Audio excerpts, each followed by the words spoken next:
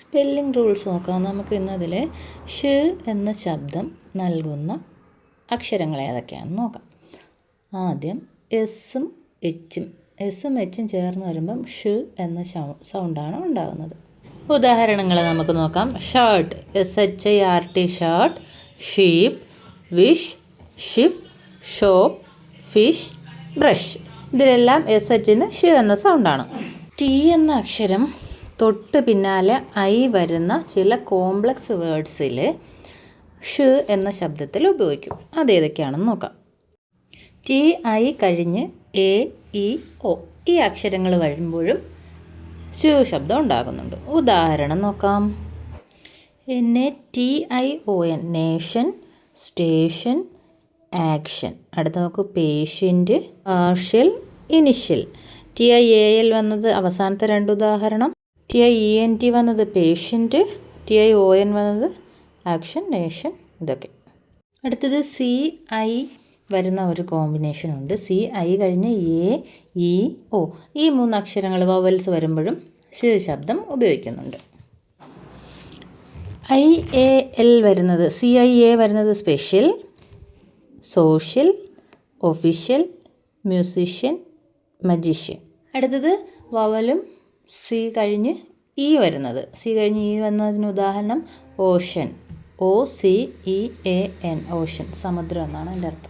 CH വന്നാൽ ഷ് ശബ്ദം ഉപയോഗിക്കും. അതായത് ഫ്രഞ്ച് ഭാഷയിൽ നിന്ന് വന്ന ചില വാക്കുകൾ ഉച്ചരിക്കുമ്പോഴാണ് CHന് ഷ് എന്ന ശബ്ദം കൊടുക്കുന്നത്. ഉദാഹരണം ഷെഫ്, മെഷീൻ. ഷെഫിൻ്റെ spelling CHEF, machine MACHINE. SC ചില സമയത്ത് ഷ് ശബ്ദം കൊടുക്കുന്നുണ്ട്. ഉദാഹരണം കോൺഷ്യസ്, CONSCIOUS കോൺഷ്യസ്. SI വരുന്ന ചില കോമ്പിനേഷൻ ഉണ്ട്. SION, SIAL, SIAN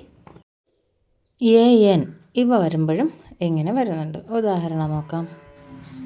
vision, SION, television, explosion, Asia, SIAN, Persian. ഇതൊക്കെ SIA കോമ്പിനേഷൻ, N കോമ്പിനേഷൻ വന്നപ്പോൾ ഷ ശബ്ദം വരുന്നതാണ്. അടുത്തത് SSI വരുന്നത്. SSI mission, permission, discussion, passion. കണ്ടോ, അതിലെല്ലാം ഷ് സൗണ്ട് വന്നു. അടുത്തത് SU. S കഴിഞ്ഞ് U വരുമ്പം ചില സമയത്ത് ഷു ഉപയോഗിക്കാറുണ്ട്. Sure, sugar.